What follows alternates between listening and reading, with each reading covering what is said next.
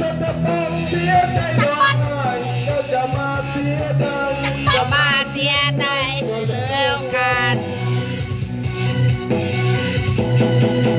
แอบหลงว่าเธอเป็นนางฟ้าทำไมฉันเสียใจใจ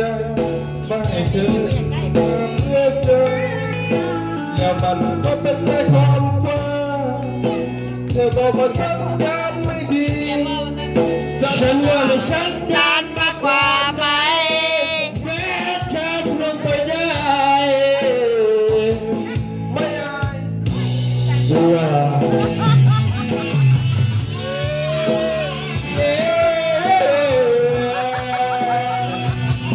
ที่ผ่านมาคือว่าทำไมจำใจ Yes